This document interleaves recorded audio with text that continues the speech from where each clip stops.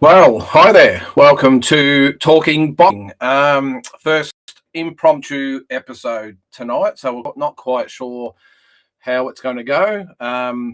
This was, as I said, a little bit impromptu because the gang for our classic fights and dream fight episodes weren't available tonight for different reasons. So I thought, well, with the events of the weekend, what a great opportunity to start the episode. So as it says, talking boxing, and that's exactly what it is. We just get on, and if you want to come on, I'm happy to sit here for an hour or so and talk amongst myself. It'd be great to have you along. The way it works, I'm going to put a link up in a second. It'll just go in the comment section there.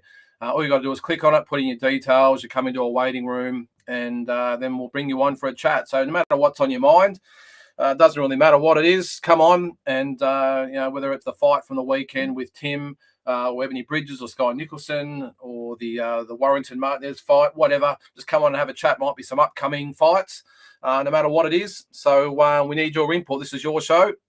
And as I said, I'm happy to sit here for an hour or so and talk to myself. I'm not really the biggest talker normally, but when it comes to boxing, I'm happy to talk all day. So I'm going to put the link up. It will hopefully go into the comment section. So what the way it works, as I said, I'll put the message, where is it there? So hopefully it'll go up there. So it should be in the comment section. So if you want to come on, just hit that. As I said, you'll go into the waiting room there. So as I said, a great opportunity to get the show going this week because I wasn't planning to actually do it for probably a couple of weeks. We've all had a little bit going on, and a few of the guys have been away and Crook and for different reasons. So but as I said, we couldn't do it our normal shows tonight, so I thought we'll take this opportunity to jump on and just talk some boxing. So what I'm going to do, I'm going to go through a few things that's on my mind.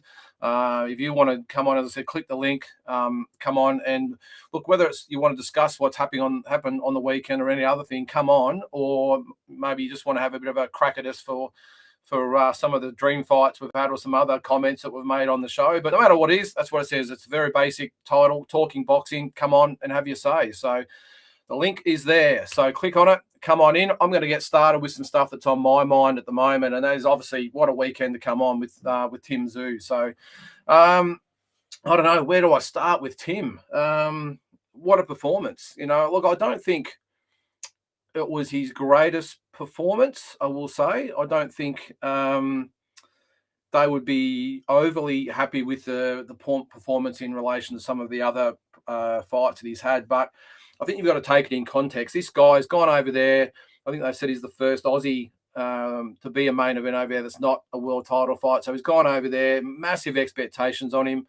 Not just his last name, but, they put a lot of pressure on themselves. And, to go over there, the fight was obviously scheduled for LA. I think it was the 19th of March originally. So he's had to pack himself up,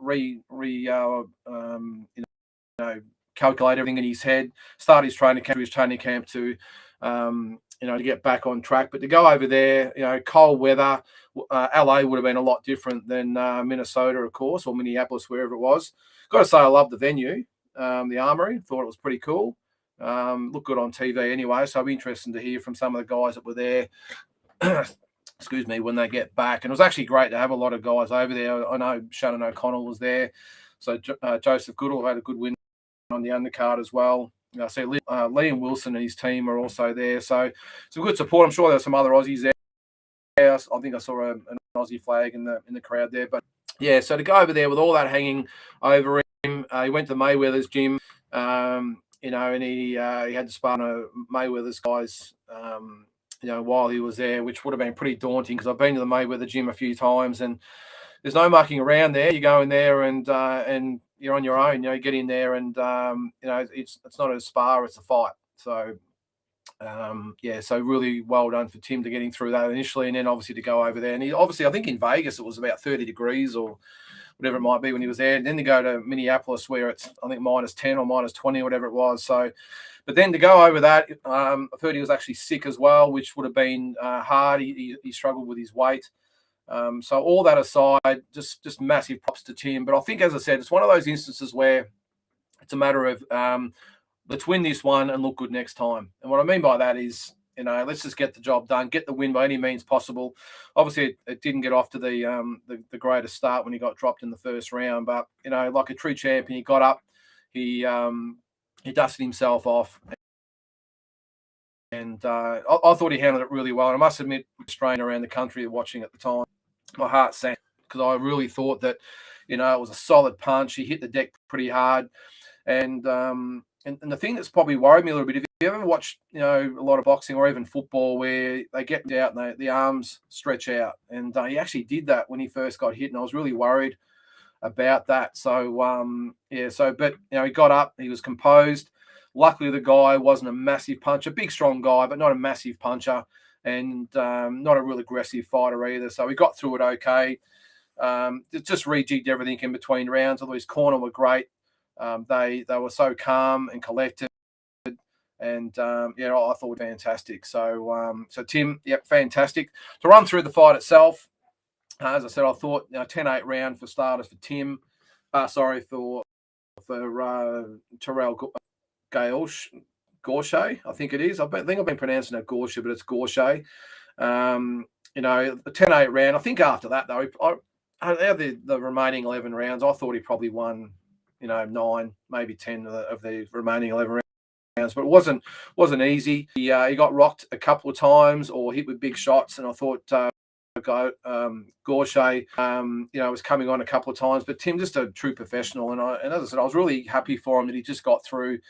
And we can look to look good next time. The one good thing that comes, I will say, I think it was mentioned on the stream or the telecast, that it'll probably go well for him because you've already seen Charlo on social media already gobbing off, and he's got his I think he's on Instagram, whatever it was, and had his say. So couldn't really understand a lot what he was saying, to be honest. I know every second word, which wasn't really classy. But he had a fair bit to say about Tim. But as I said, the good thing is that he looked at that, and he's obviously got his tail up now. Thinks he can take Tim. So so hopefully towards Tim getting the fight. Just a quick one on the comments, guys. If you don't really want to come on and you just want to leave a comment, you can just put it there. It'll come up, and I'll answer any questions that you might have. Better yet, come on. Anything that I'm talking about, feel free to hit the. I must admit, I'm not expecting a massive response in our first episode because, as I said at the start, it's really a last-minute decision to come on once we cancelled those that we couldn't tape. So, as I said, I'm just going to talk shit for 30 or 40 minutes, whatever it might be, unless we get some guests that come on. But I'm hoping to actually get a co-host that'll come on in the next episode or two. I'm just sort of sifting through a few people that might want to be permanent hosts. I mean, or Pete or Mike on all the time. They do enough already, although I'm sure they'll have their input as well. So hopefully that'll be another week or two. But in the meantime, I really want to have your feedback, whatever it is with boxing. As I said, the link's there. To click on it, you'll come into the waiting room, and I'll bring you in, and we can chat about whatever you want to say. Or as I said, leave a comment, or better yet, leave a question or whatever you want answered. So just getting back on the Tim fight. They're hoping that the Castano and Charlo winner will fight by the end of the year.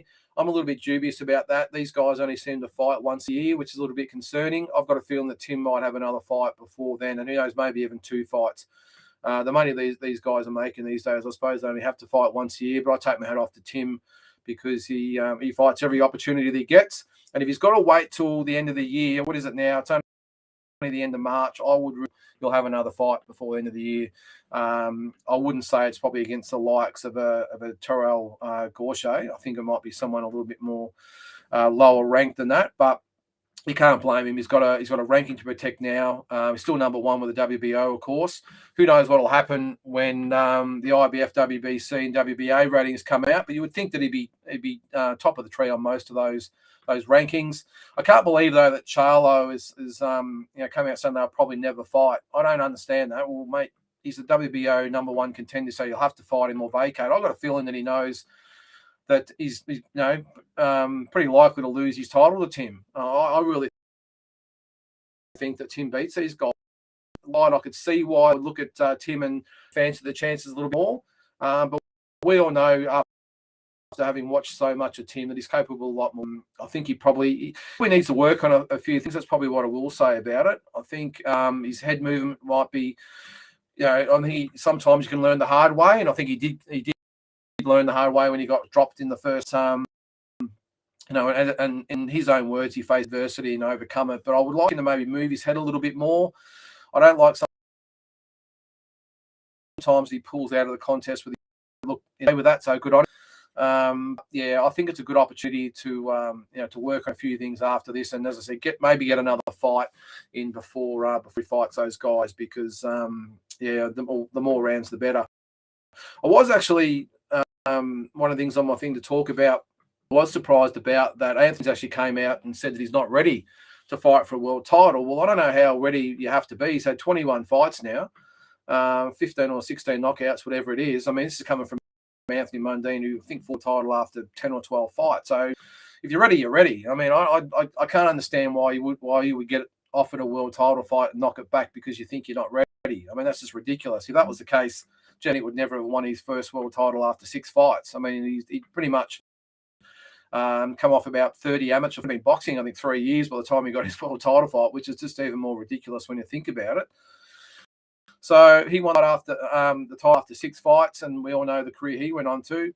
Jeff Harding, here's another one. I mean, 1989, he got the call up to fight Dennis Andres. I can't remember exactly how many fights he had, but he hadn't exactly had a well-beating career up to that point. And I think he'd only fought, 4 or 6 weeks earlier, I think it was. So, and he got the call up and took it. And look what happened. Don't get that Anthony would say that.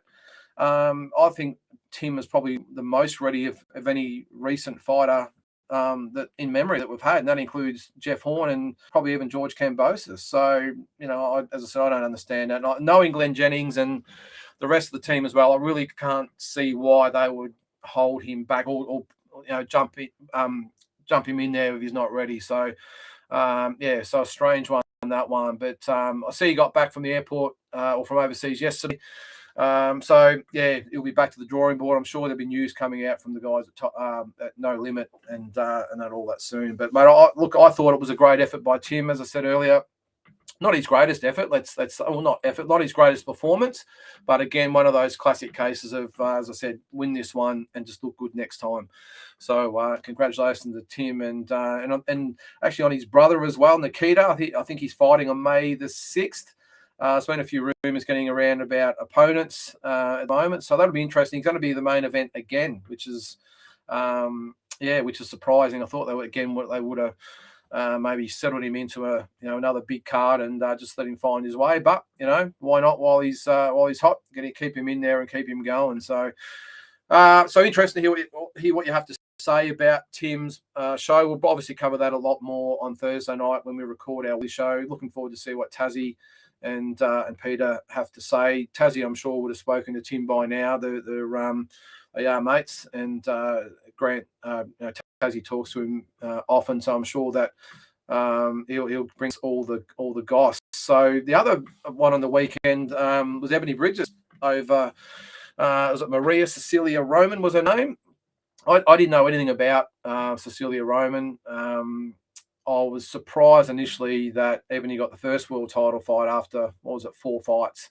So I thought she fought pretty well. I don't think Shannon Courtney's the biggest threat in the world or, the most lethal world champion out there. I don't think she was the big punch or anything like that. I think I was really admired Ebony, in that performance. I don't think she should have got the fight in the first place. Shannon O'Connell should have got the fight, but it depends on who you know in boxing these days. And obviously Ebony's with Eddie Hearn. So good luck to her. I think she fought really well. And to her credit after that, she backed it up, got a couple of wins and got another opportunity. They couldn't have picked a better world champion for her to fight, though, I will say. I don't think she'd ever had a knockout in her career out of her choice by Eddie to pick her. I think she was pushing 40 years of age, but look, end of the day, you can only beat who they put in front of you. Really good, Ebony. I like the fact that she came out from the word go and really put it on Roman. Sometimes in world title fights, you can tend to go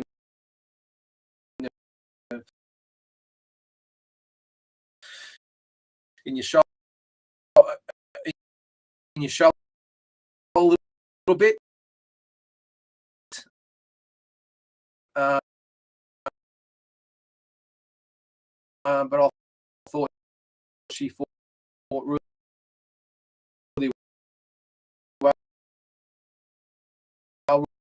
Really took it to her.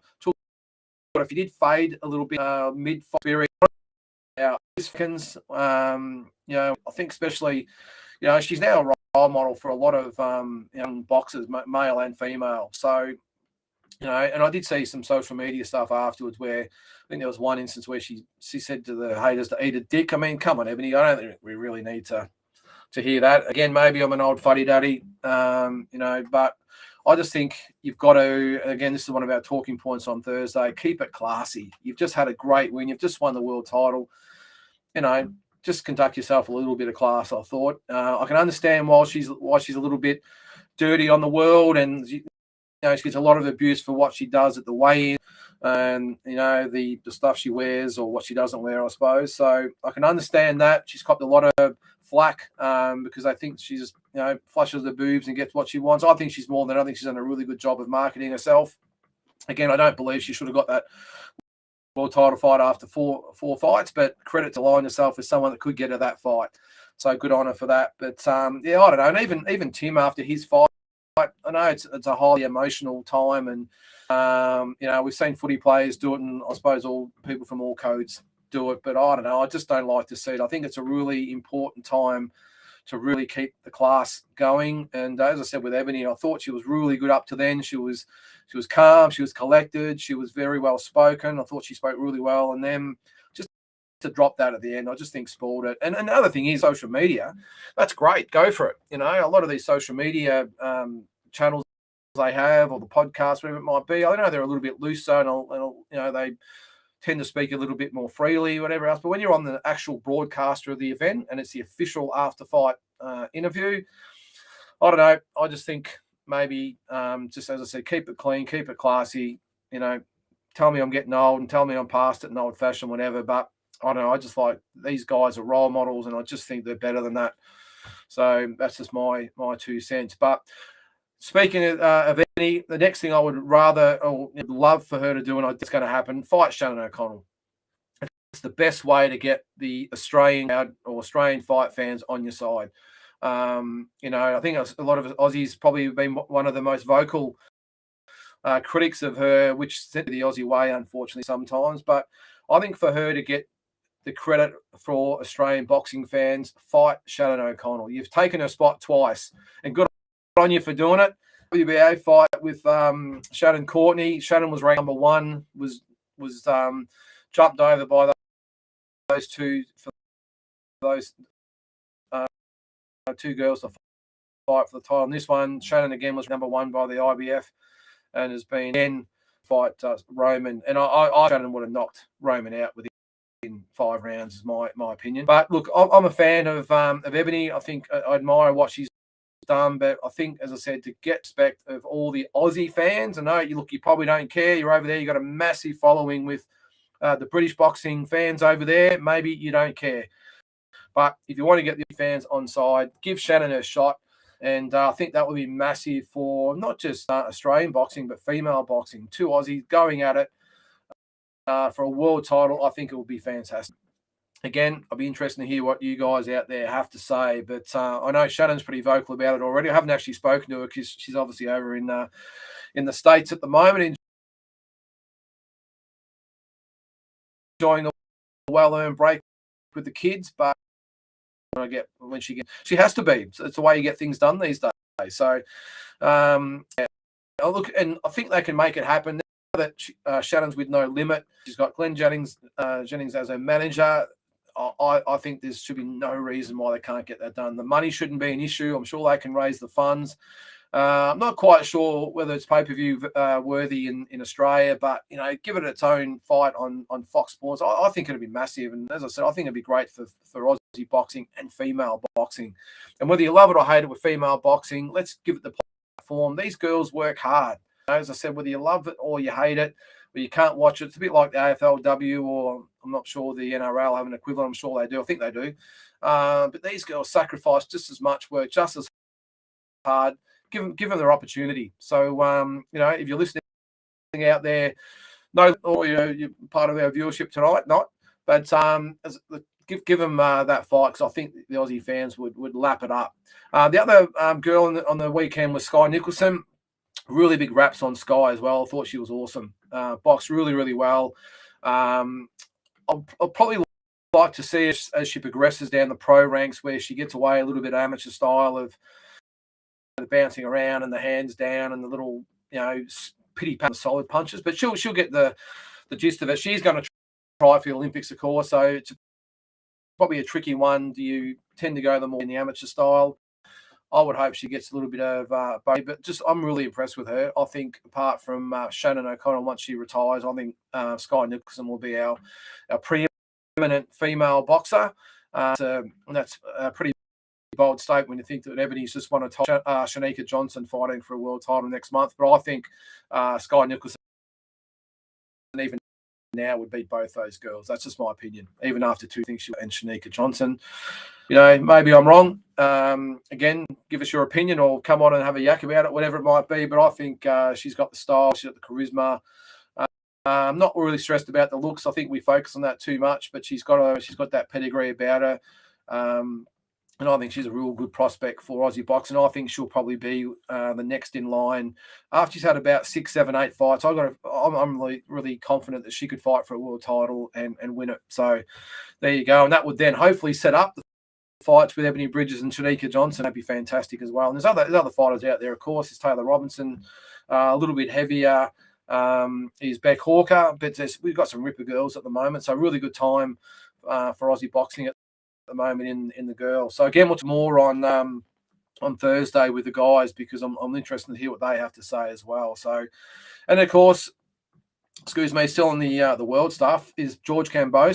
I mean, looks like he signed the fight with, about to sign the fight with Devin Haney. Look, I'm probably the ones that would have loved to see Lomachenko get the shot. I understand, what's going on over in Ukraine. Obviously, that's impossible at the moment. You've got to take your hat off to him for choosing country over profession and money. I would have loved to have seen that fight. And look, hopefully, if George gets past this, that might be next. But there's no real time limit on that fight.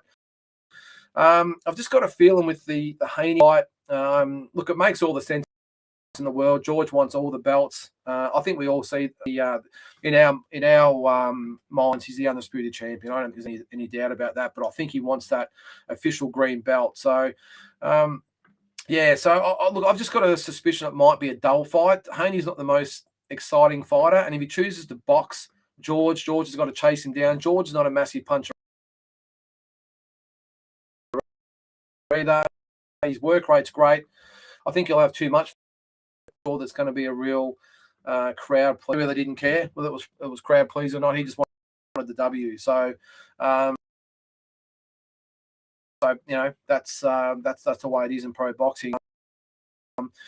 Figures. I'm really interested to hear what you guys have to say about what you guys think the crowd numbers will be. We've stated on the show. I think I have that.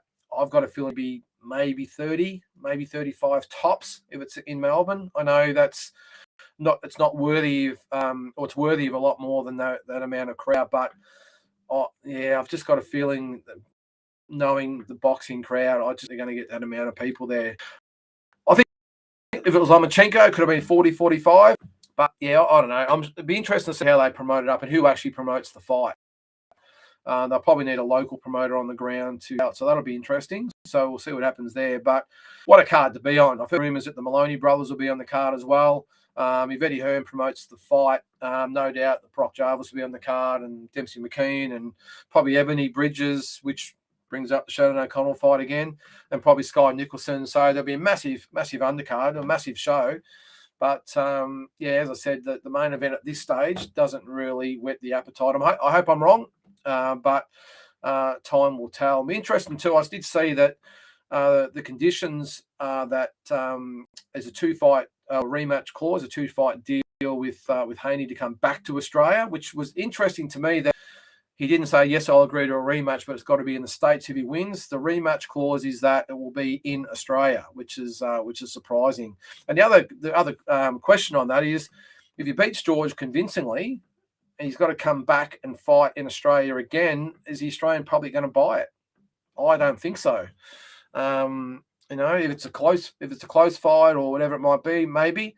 We saw that with Fennick and Nelson and Andrews and Harding, and I'm sure there's been a few others as well. But yeah, if Haney wins convincingly, I think that's going to be a really tough sell to get a crowd in, especially if it's Melbourne. Maybe they might take it to Brisbane or Sydney or somewhere like that. I don't know, but but it's just food for thought anyway. But look, wrap the fights obviously happening, and we spoke about it on the show the last couple of weeks, just how great it is at the moment with Aussie boxing, with Cambodis, the already undisputed champion. This Haney fight's going to be massive. You've got Tim Tszyu.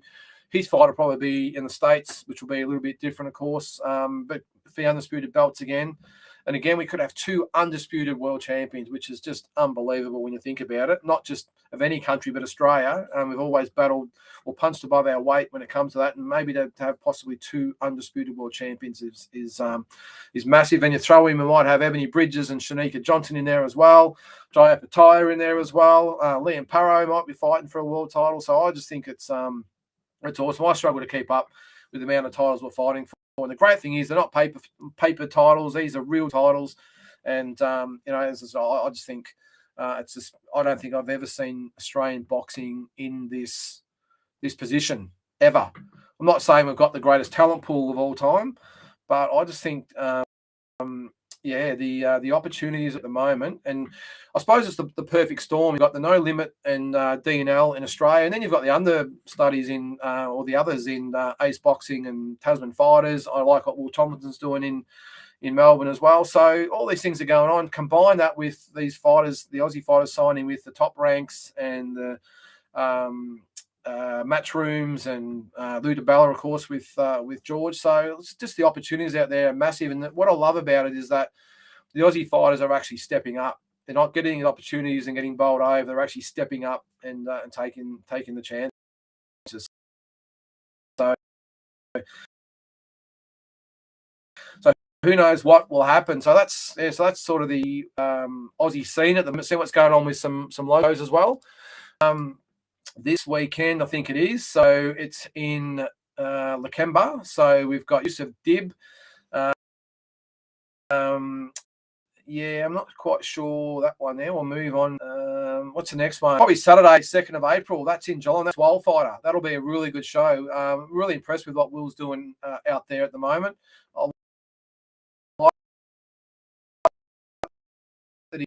He's actually...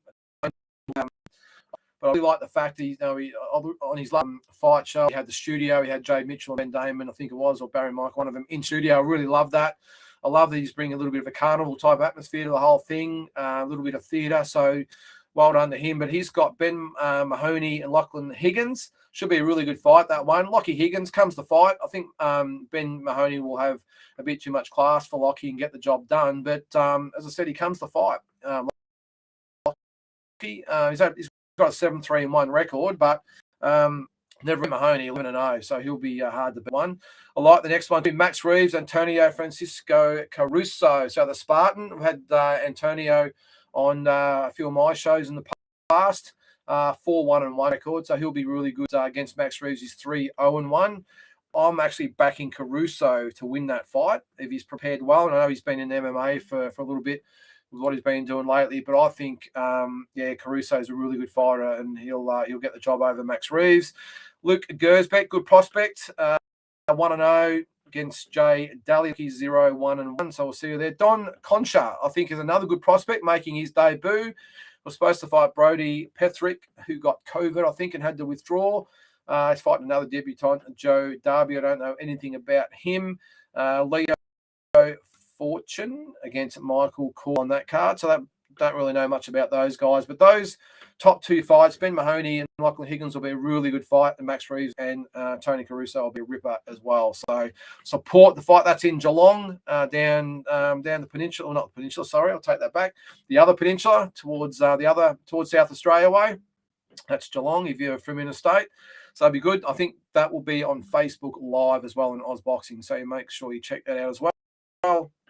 The Horden Pavilion, big No Limit show, this one. So it's the 6th of April. Harry Garside, Emmanuel Matse, I think you pronounce it. That's for the vacant Australian lightweight title. Harry Garside, just the one fighting for an Aussie title. So not too bad there against Matte's 4. Actually pretty impressed with his last fight. Who did he beat? He beat Jai Lane Taylor, which was an absolute ripper fight. So he'll be a good one. Look, I think Harry Garside fought him in the amateurs, so I'm sure that they wouldn't be taking this fight if they weren't pretty confident they'd win. But Mattei definitely comes to fight. So that'll be the main event. David Light's fighting card. They haven't got an opponent listed for that yet. Paulo Akuso, the Olympian, is fighting Michael Van Nimwegen, I think you pronounce it. 11-7 for the Australasian light heavyweight title. Again, I don't know how you can fight for some sort of title in your first fight on reputation alone. I don't get that. I understand they want to get more titles out there to people, and that's fine, to fighters, and get a lot of these up-and-comers with the titles. There's a bit more credibility, but in your first fight, I'm not so sure about that. Hassan Hamdan against Ryan Cotton. That'll be a really good fight as well. Hamdan with Jeff Phoenix, so we know he's going to come prepared. Ryan Cotton, let me just click on him because he's had a bit going on at the moment as well. No, he has last 3 fights by knockout, so you'd think that Hamdan should get the win there. Alex Luau, 2-1 against K, 1-2. A couple of undercard fights on that one. We've got another fight. What do we got there? Next big one, Wednesday, 13th of April. Fortitude Valley. That's the Tasman Fighters card. Really good card. That'll be Jason Lee. Hope I get this right. I don't know whether these names like this 7-8 card and the liver. I hope again I've got that right. 14-3-1 for the vacant IBF Pan Pacific Cruiserweight title. And interesting, I've seen that Waitley's been sparring with Jai, which is interesting because I know they're actually gearing those to fight each other at some stage. I know that they're trying to do, which is one of the reasons Waitley's gone with Tasman Fighters, to make it a little bit easier. I know you help each other out and not sparring, but yeah, it did sort of surprise to see them with big smiles on the face with the thumbs up after sparring together. So Dana Coolwell, I like this kid, 7-1 against Ender Luces. Really big test, this one, 16-0. Ender Luces is IBF Youth World title. So a big one there for Dana Coolwell. And I like Dana because he lost, obviously, to Jake Wiley. I actually thought he might have got the decision, but it was close. So don't come at me about that one. But the way he backed it up against Miles Zaluski, I thought was his first class. I thought he was awesome. And to knock him out with that, I think it was a left hook in the last round, just beautiful. Almost gave Liam Wilson a run for his money when he knocked out a couple of his guys. So that was good. So I think that'll be a ripper. Again, I don't know much about this Ender Luces, but with a 16-0 record, obviously the guy can fight. This one will be interesting as well. Ben Horn. Benny Kite, 18-6-1. Ben Horn, 4-3. We all know Ben's background, obviously the brother of Jeff. I would think that Benny Kai have a bit too much for Ben. Ben's he's like he's an honest fighter. Really got the tools of brother, which is probably a bit of an understatement with the 4-3 record. But hey, he'll come to fight. Trained by Glenn Rushkin, they always come prepared. Benny Kite, one of the best trainers in the business, is Steve Della and Luke Meldon. So I would think Benny Kite job done. A couple of other fights in that card: Eric Sokolov and Liam Pope. Sokolov is 3-0 as well, so that should be okay. McLaughlin, Cody Point. McLaughlin making his debut. Pointer is 0-5-1. Then we get to one of the biggest shows of the year, and look at this one: Michael Zarafa, Isaac Hardman. So if you've been watching the Thursday show, you'll see we have the road to Zarafa and Hardman. Starting to really heat up now. While we're 3 weeks away. Zarafa 29-4, Hardman 12-0. Where do you go with that one? What a ripper fight it'll be. I haven't made a prediction yet. A last show that we do the week of. We are going to do a show 1 week out with all the guys. Might have a few guests guests on that show as well to give their opinions and break down the fight. On paper, you would go for Zarafa because of the experience level. As I've said a few times with Hardman, I think he actually is a 12-0 record is misleading because he's 12 fights. He's fought some pretty tough fighters in there and hasn't been given the usual 10 fights against lesser lights, let's say, to build his record. And then stepped up. He stepped up in his first fight. Lucas Miller was his first fight. Matt Sheen was his second fight. Knocked them both out in the first round. And since then, he's maintained that variation opponent. Stuart Duncan is the matchmaker. You wouldn't expect anything less. Stu's one of the best at matchmaking. He throws all sorts of styles at them, experience levels, boxes, punches, you name it. Orthodox, he throws them all in to give that experience. He did it with Jeff Horn, so that when Jeff had got the shot against Pacquiao, he was prepared, and he's going to do the same with Hardman. Value, you would think that Zarafa with the skill set might be a little bit too slick for Hardman, but Hardman so far he's beaten good guys out there. Apart from the first two I mentioned, Emmanuel Carlos, who's a great talent, and I'm sure we'll get back on track and do some great things. Mark Lucas, former Olympian. Robert Berridge, probably by date, but still a very, very tough fighter. He's beat all those guys. Adam Stowe, not so much, but I think he's a late replacement. Tej Singh, whether you thought he won or not, Tej is a spoiler and makes everyone look bad and a very underrated fighter. It's a lot closer than what a lot of people think, and I'm really looking forward. Hopefully they get a massive crowd. On the undercard, as I mentioned earlier, Shanika Johnson up against Melissa Esquivel. Johnson is 13-1. Melissa Esquivel is 12-1 for the vacant IBF World Female Super Bantamweight title. So that'll be a ripper. Benjamin Bommer, good kid. Loves to talk it up. He's after the fight with Nikita Tszyu. Whether or not he gets it or not, who knows? But he's 3-0. I think another fights as well penciled in after that. Yeah, he has. He's scheduled a fight at the end of June as well. So, yeah, good kid, solid guy, good puncher.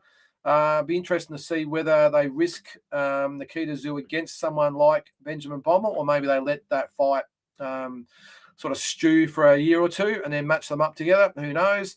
Really like the girls on the undercard. Carly Salmon, Christina Jacobs, Mousy Jacobs. She's with Tassie. So I'm sure you hear a lot more from him in the next couple of weeks. I know a fair bit about Carly Salmon. She is a tough girl, I can tell you. She's originally from Jerry Murphy's gym, and I can tell you nothing soft comes out of Jerry Murphy's gym. They are all hard bastards. They just go to 10 or 12. She's obviously now with Jason in her corner, I think with a bit of help with Marcus Amato as well. So she's a really good young boxer. She's 1-0. Christina Jacobs 5-2. That will be a ripper fight on the undercard. We've also got Jack Gipp on the undercard as well. Khaled Baker. No opponents listed for them yet. Alina Ross in the debut against Zoe Puturak. I think it's both making the debuts as well. And this kid, Campbell Somerville, up against Ben Holsworth. Campbell's 1-0. Ben Holsworth is making his debut. Made his debut on my show 2 years ago, I think it was, before COVID hit. He's obviously had some surgery since then as well. This kid, another one actually from the Jerry Murphy stable as well. This kid is someone to watch. I think he's going to be a very, very entertaining fighter. I think he's going to have a lot of fans out there that will jump on board. But really great, humble young guy as well. What you see is what you get, but he'll come out, he'll put the hands up, and he'll just go again 4, 6, 8, 10 rounds. He will just not stop punching. So, again, one to watch. And I know Dean Lonigan at DNL is behind Campbell, and they'll be just slowly pushing him along as well. So keep Campbell. What else we got? 23rd, Abe Mishra. I've actually had him on our card before as well. Good tough Zealand against Alan Patterson for the Queensland lightweight title. Not really much on the undercard yet as far as matchups go. We'll keep scrolling. Saturday, May 7th. Looks like it is Kings of Combat. So Hisham Shamrock always puts on great shows as well. They've got Matt Sheehan. Solomon fighting Troy O'Mealy on the undercard. That'll actually be a pretty good fight. Sam Solomon, 47-16 and 1. against Troy O'Malley, 11-2. Now, I've had a few people actually lately ask me about Sam, whether he should retire. I don't really know how to ask or answer that question. I suppose, looking at it at face value, I don't really like someone of Sam's age putting himself at risk. We all love Sam. He's a true gentleman. He's a former world champion. I was pretty vocal that I didn't want to see him fight a Jesse White. With all due respect to Jesse, I know Jesse is a good silver Victorian title. I didn't like it. I think Sam's better than that. But on the other hand, geez, you're a long time retired. This is all Sam. He's not getting, and I think the difference with him is he's not getting knocked around. He's not getting hurt. So I think let him go for as long as he can. I think at some stage, though, he'll need the tap on the shoulder from his loved ones and his team to say, Sam, mate, we love you, but give it away. Yeah, we'll have to see what happens. Troy O'Malley's a tough kid as well, so maybe I'm not quite sure whether that's the type of fight Sam needs. But again, it's his life. You're a long time retired, so good luck to you, Sam. On the undercard as well, you've got Sam Abdul Rahim. I think he trains with Pierre Karam. I've seen him fight a couple of times, 5-0. Hasn't really had the best of opposition so far, I will say, but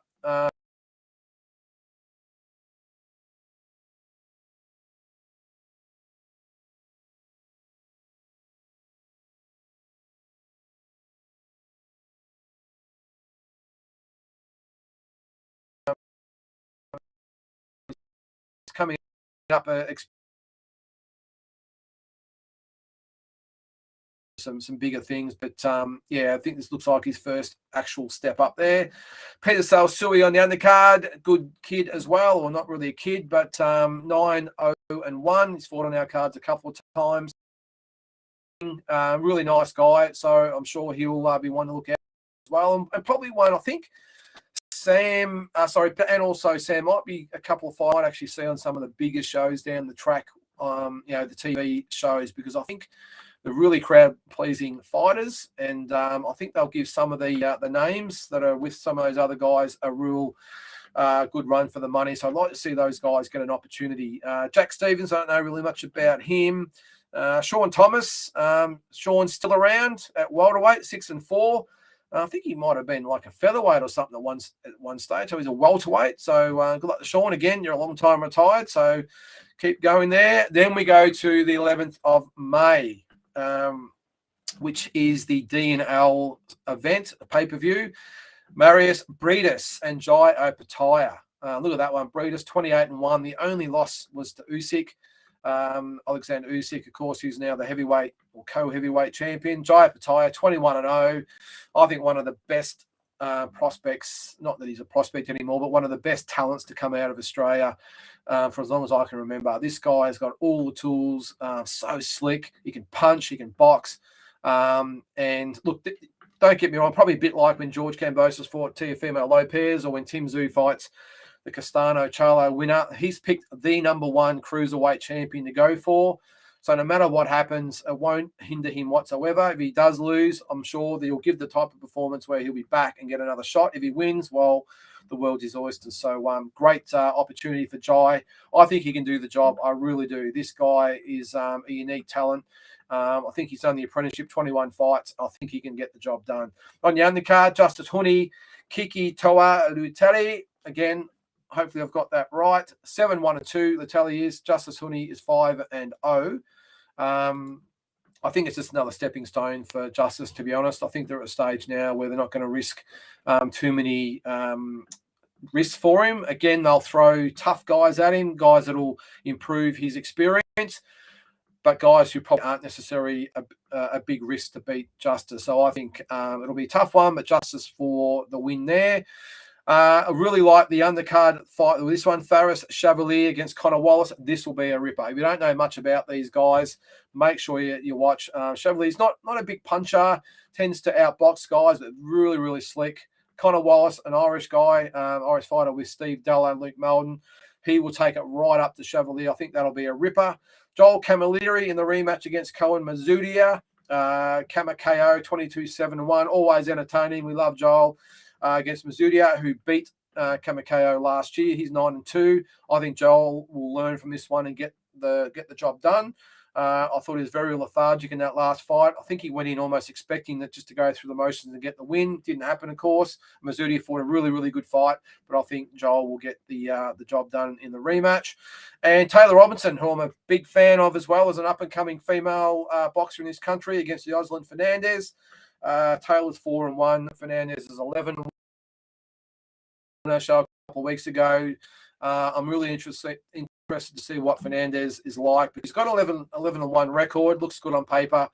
But the records of the girls that she's beaten were horrendous. But look, again, she's got the record. She's got herself in a position for this. I think it's for a youth world title, I think.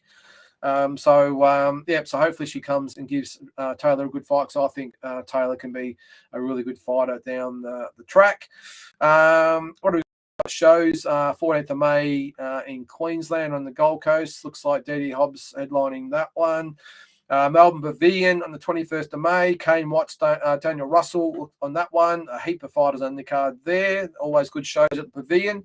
Great venue. And then more shows. Late June is Blake Caparello, Joel Camilleri, Benjamin Bommer in action. So that'll be good. So they're probably about the only ones at the moment that are sort of bigger shows. A lot of smaller shows, of course. But yeah, so interesting to see there. What do we got here? Really, man, I really need to brush up on our home fighters. Yeah, well, this is what this is about, mate. MAW, I'm not quite sure your initials there, but thanks for watching anyway, mate. Really appreciate it. Solomon's still going. Yes, he's still going, as I just mentioned. There's probably a 4 and against for Sam still fighting. I'm a little bit torn at the moment. I would personally like to see him retire, but it is what it is, Sam. As I said earlier, a long time retired, so good luck to him. Again, thanks for watching. But just to recap, guys, if you only just joined in, the link is in the comments there if you want to click on it and come on. I wasn't expecting really to have much impact tonight because it was a last-minute decision to come on. I just say earlier that Tassie and Mike and Pete weren't available tonight, so I thought, why not? After the weekend we've just had, let's just get it going. I'll talk for, it's nearly an hour since we've been going. It's just gone pretty quick. I'll keep talking boxing all night, so it doesn't worry me, but great to have some input from you guys. So either put a comment or a question in the comment section. I'll answer it as best I can. Really good for this show going forward to have you guys coming on, because as I said, I'll sit here all night and talk, but I want it to be your show. We've all been on social media before after a fight or an event or whatever to have our say. We're all experts. Here's a chance to come on and have a chat about it to me. I did say earlier too that I am going to have a co-host soon. We're just not quite sure on who that's going to be yet. So once we get that, we'll have someone obviously to bounce things off and talk about different things going on, because I don't know if you've ever tried it before, but to talk to yourself for an hour is quite hard. But as I said, I'll have someone to bounce some things off as we go forward. And more importantly, hopefully we'll have you guys to bounce off as well. So just to recap, the link's there, click on it. You'll have to put your details in. You'll go into a waiting room. I will then bring you on and you can go for your life. Hey, and if you're a fighter out there, you want to come on there and call someone out, hey, by all means, come on there as well, because this is what it's about. Call someone out. We'll obviously debate whatever you want. Doesn't have to even be Aussie stuff. Plenty going on in the world of boxing at the moment. We're back on track after the COVID scenario over the last 2 years. So much to talk about at the moment. I've actually got some talking points on Thursday that I'm actually going to bring up, and happy to talk about them now. One of the main things I'm going to talk about is the vindication of Jeff Horn. I don't know whether you saw it or not, but what's his name? Jeez, Freddie Roach, of all people. Got on the other day. Ben Damon interviewed him on main event. I think it was the Wayne. I think they might have spoke. And Freddie Roach, I think Ben Damon actually asked him all those years ago his thoughts on the Jeff Horn fight. And he actually said, without any prompting, your guy won easy. I'm actually one of the ones that said all along, I thought it was a close fight, but I thought Jeff Horn, 7 rounds to 5, got got the win. So that's for me. I can understand the other way. I remember being at the fight after about 7 or 8 rounds thinking, am I the only one here that thinks Jeff Horn's actually winning this fight? Because I didn't think he had a chance in hell. I really didn't. I've been to see Manny fight live so many times. Obviously, we've all seen him fight on the pay-per-views.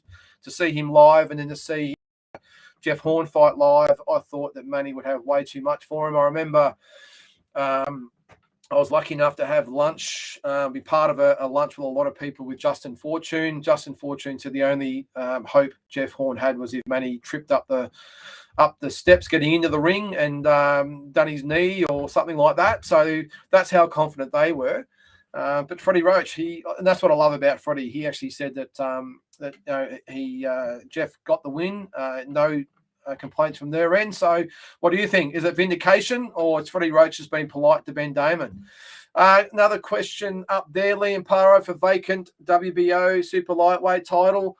I did say in our show last week, our weekly show, that I thought, not so Liam Paro, I thought if he does fight Teofimo Lopez, I wasn't really happy that Teofimo Lopez has jumped the queue and will get a fight straight away for a world title.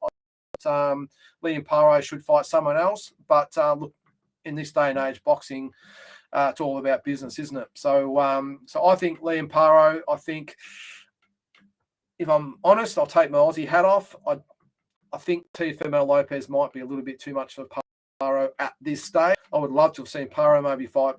Was it Catterall? I think it was the other. I think Liam Paro beats Catterall, is my opinion. Lee Catterall, I think he beat him. Lopez is a different proposition, though, and I don't think he's going to make the mistake again, especially if he comes up against another Aussie. I don't think he's going to, make the same mistake of underestimating him. So let's just see what we've got here. It's Andrew who's he's come on there, but he's not visible, or is he? No, he's not visible there. So we'll just take him out there. I'm not quite sure what's happened there. But yeah, look, I would love to see Liam Paro win. This kid's a great young talent, but I'd probably like to see him fight for get another couple more fights under his belt, if I'm being honest. But the kid, he's such a great talent. And as I said, I think Lopez might be a little bit too much for him, but if he fought Catterall, I think he can really beat him or anyone else in a division at that weight. So we'll see what happens there. So the other thing I want to talk about also, actually on that, Terence Crawford, another one. Should he get first crack at Charlo Castano? Should he leapfrog Tim Tszyu? I think that's the biggest load of garbage I've ever seen, if that's the case. But again, this is Terence Crawford we're talking about. Does he do the Teofimo Lopez and leapfrog over everyone when he moves up and just gets the automatic shot? I'd be shattered for Timmy if that's the case. I've got a feeling the WBO would strip the winner of Charlo and Castano. They would let Tim have a crack at it, but I want that. I think he wants to fight the winner of Charlo Castano. He's that type of guy. He doesn't want shortcuts. He doesn't want easy titles. He wants the winner. So I'd be shattered if they gave Crawford the fight with Charlo and Castano. I think that'd be really disappointing if Crawford got the fight, because I think Tim beats either one of them. Be interested too on Tim with the winner of Castano Charlo. Who do you think is the easier fight for Tim? My opinion, I think Castano is the easier fight. Having said that, I thought Castano beat Charlo in the first fight, I will say. I thought he won comprehensively. But styles, as I say, make fights. I think Charlo is the bigger danger to Tszyu because he's not the busier fighter. He waits and waits and waits, and he drops that right hand. And as we've seen, Tim is vulnerable to that right hand, which I'm sure he'll fix up. Castano, on the other hand, he's not a big puncher. I don't think he's actually over-skilled. He's got a massive work rate, but I don't think work rate matters when you fight Tim Tszyu. Tim Tszyu has got an awesome work rate, and I think he chops Castano down. I think he can stop Castano. But again, I think Charlo's a different proposition. So we'll see what happens there. And the other one, I did see, again, this will be on a Thursday night show. Uzik Joshua looks like it's back on. It's going to be mid-year. Looks like it might be in Saudi Arabia. I know that's where the money is. I'd be disappointed in that as well. I want to see it back in England. I don't know about you, but fighting in front of the English crowd would be massive. What have we got here? Never done this before, mate. Don't know what I'm doing. Just click on the link there, mate. I think it's Andrew. Click on the link, type in your name, and you should come on. I'm not sure why you're not coming on there. Your screen's coming up there. I'm not sure whether you can hear me, or we've got you. What do we got there? Not sure you can hear me there, mate. Or you might need to actually activate your camera, because I think you're coming on all right. You've just got no camera. So anyway, keep the questions coming, Andrew. Look, this is why we've done a impromptu night tonight, impromptu episode, because this is a whole new thing that I'm using as well. It's not the same thing I normally use for our other broadcasts. This is a whole new system, so I'm still getting used to it as well. But I'm pretty sure you just click on the link, type your name in, and it should be a way to go. But type the questions in there. Thank you, Andrew, for actually the comments, because you're the only one that have put one in so far. So thank you. But as I said, we knew this was going to happen in the first episode. I wasn't expecting to have really any guests on or a lot of feedback. It's just really a test run. And once we get some co-hosts come in and align some people to actually come on and talk. The other thing actually I want to do, and I'm again interested in your feedback on this, I want to get some fighters on for you guys to actually bounce some questions at. Let's say, for instance, it's a Michaels or Rafa. Let's get him on live. You guys can actually come on and have a chat with him. I'm not sure Andrew is back there. We've got your big A there, Andrew. I don't know what the problem is, why you're not coming on. I'll be honest. There should be no reason. I'm just trying to see whether you've got a camera on. I don't think no, you're not on mute. Sorry, Andrew, I can't help you, mate. We have tested this in-house and it's worked, but for some reason you're not working. I think it's got something to do with your camera by the looks of things, because you're obviously coming on. You're just not happening. So apologies, Andrew. Really appreciate you coming on. There's not a lot of years, but I really appreciate you coming on and trying, because this has got to start somewhere. And, as I said before, it's a little bit daunting talking to myself when there's no one to bounce anything off. And I really appreciate you trying to come on. I don't know what the drama is there, but we'll try and get that ironed out. And if you want to message us privately, we'll see what we can do for you. I do think there's actually a help thing there that you can hit if you have issues. But anyway, we'll do that next week because we're almost done. So there you go. We've talked about Tim Zhu already tonight. Ebony Bridges, Sky Nicholson, George Cambodis. They will talk more about that on Thursday. Sorry, Andrew, you're still not there, buddy. I don't know what is going on, but again, really appreciate you trying to come on. You can obviously hear me because you're commenting, but I can't see you. What else have we covered? As I said, the talking points. Jeff Horn, Terence Crawford, should he fight the winner of Charlo Castano? Interested to what you think again about should fighters keep it a little bit more classy in their after fight interviews. I think they should. As I said, I know they get a little bit emotional. Take a deep breath. Thank who you need to thank, your team, your sponsors, whoever it might be. But just please, we don't need to see the F-bombs and C-bombs, all that sort of stuff.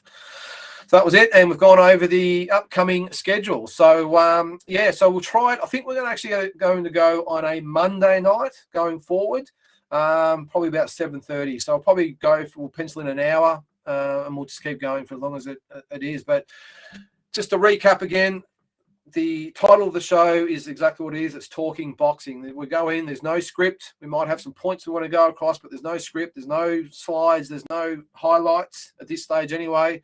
It's just us talking boxing and what you want to talk about. So this show won't work, though. We've got to sit here for an hour and talk amongst ourselves. This needs you. So, really hope you can jump on. It will gather momentum, I've got no doubt. A lot of people said that they're looking forward to the show, but didn't know it was coming on. I think I gave everyone about 10 minutes notice. So it is what it is. So for those of you that did tune in, really appreciate it. Make sure you're on next Monday at 7:30. Maybe get a few comments. If you want to Instagram us or Facebook or even YouTube, whatever, put your comments and we'll do our best to chat about it on the show. And better yet, take a deep breath, pull up your pants and hit that link and come on the show. So again, thanks very much for those of you that joined in. Really appreciate the support of all our other shows as well. We're gaining momentum. It's been great. Each week we're getting more and more viewers, more and more feedback. Keep the feedback coming, especially on the dream fights. We get a lot of people that love what we do on those shows. A lot of people say we're full of shit, and that's great. Whatever floats your boat.